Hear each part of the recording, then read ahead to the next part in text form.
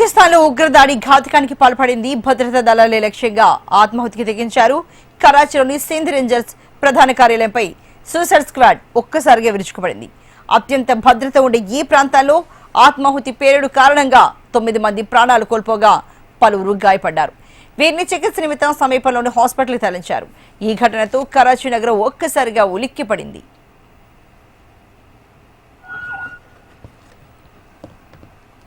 మరోవైపు తామే ఆ దాడిని చేశామంటూ నిషేధిత ఉగ్రవాద సంస్థ తెహ్రీకే తాలిబాన్ పాకిస్తాన్ అనుబంధ విభాగానికి చెందిన జమాతుల్ అహ్రమ్ అధికారికంగా ప్రకటించింది.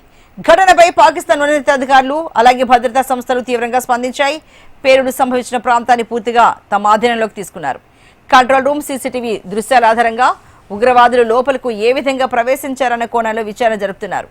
కరాచీ నగరంలో హై అలర్ట్ ప్రకటించి భద్రతా ఏర్పాట్లను కట్టుదిట్టం చేశారు.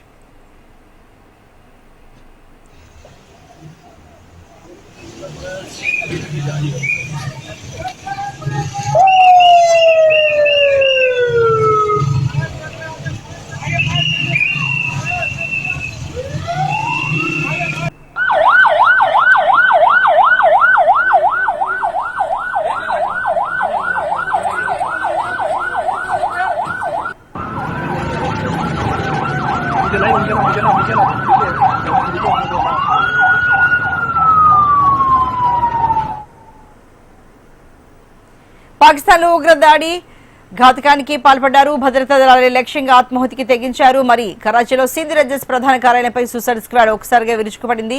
అసలు అత్యంత భద్రత ఉండే ఈ ప్రాంతాల్లో ఆత్మాహుతి పేలుడు కారణంగా 9 మంది అయితే ప్రాణాలు కోల్పోయారు. మరి ఈ దేశకు సంబంధించి మరింత తాజా సమాచారాన్ని మా కాన్సంట్రేటర్ శివప్రసాద్ అందిస్తారు. శివప్రసాద్, దీనికి సంబంధించి డీటెయిల్స్ చెప్పండి. పాకిస్తాన్ లో అత్యంత కీలకమైనటువంటి సింధ్ రేంజర్స్ ఏదైతే ప్రధానమైనటువంటి వాళ్ళ యొక్క రేంజర్స్ కార్యాలయం ఉందో ఆ కార్యాలయం మీద ఆత్మాహుతి దాడి జరిగింది. అట్ ద సేమ్ టైం ఆత్మాహుతి చేసినటువంటి వాళ్ళతో పాటు ఇంకా కొంతమంది దాంట్లో పార్టిసిపేట్ చేసినట్టుగా తెలుస్తుంది. భారీ ఎత్తున గన్ ఫైరింగ్ జరిగింది అటు రేంజర్స్ మధ్య, ఇటువైపు తెహ్రీక్ తాలిబాన్ సంస్థకి సంబంధించినటువంటి వ్యక్తుల మీద కూడా ఇద్దరి మధ్య తీవ్రమైనటువంటి పోరు జరిగింది. చాలా పెద్ద ఎత్తున కాల్పులు జరిగినట్టుగా సమాచారం తెలుస్తుంది. దీంట్లో దాదాపు 9 మంది గాయపడ్డారు.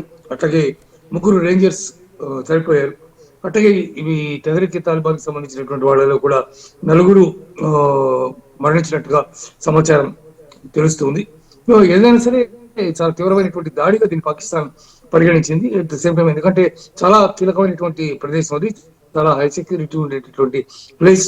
అట్లాంటి ప్లేస్ లోకి వీళ్ళు ఎలా వచ్చారు, ఎలా రానిచ్చారు, వాళ్ళని ఏం జరిగింది అనే దాని మీద దర్యాప్తు జరుగుతున్నటువంటి పరిస్థితి. అయితే వీళ్ళంతా కూడా భారత్ సానుభూతి పరులు అనేటటువంటి ఆలోచనలో పాకిస్తాన్ ఉన్నట్టుగా తెలుస్తుంది. భారత్ యొక్క మద్దతుతో ఇదంతా జరిగింది అని చెప్పి భారత్ మీద బురద చల్లేటటువంటి ప్రయత్నం పాకిస్తాన్ రాజకీయ నాయకులు కానీ అధికారులు కానీ చేసేటటువంటి ప్రయత్నం చేస్తున్నారు. ఒక్కసారిగా భారీ ఎత్తున విస్ఫోటనం జరగడంతో ఏం జరుగుతుందో అర్థం కానిటువంటి పరిస్థితి రేంజర్స్ కి. వాళ్ళు కాస్త కోలుకుని బయటికి వాళ్ళు పొజిషన్స్ తీసుకుని కాల్పులు జరపడానికి చాలా సమయం పట్టింది. ఈ లోపల జరగాల్సిన డ్యామేజ్ అంతా కూడా జరిగిపోయింది. చాలా భారీ ఎత్తున పేర్లు సంభవించడంతో పౌరులంతా కూడా రోడ్ల మీద పరుగులు తీసినటువంటి పరిస్థితి కూడా కనిపించింది. చాలా భారీ ఎత్తున అటాక్ జరిగిందని చెప్పి సమాచారం తెలుస్తుంది. అయితే తర్వాత మాత్రం ప్రస్తుతం సెక్యూరిటీ అంతా కూడా చాలా తీవ్రంగా ఉంది. చాలా జాగ్రత్తగా సెక్యూరిటీ దళాలన్నీ కూడా మానిటర్ చేస్తున్నటువంటి పరిస్థితి.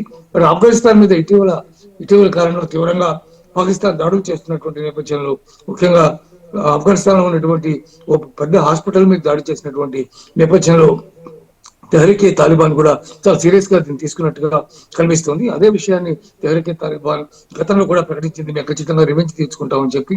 ఆ ప్రకారమే ఈ దాడి జరిగిందని భావిస్తూ ఉన్నారు. Archana. Thank you so much Sivaprasad.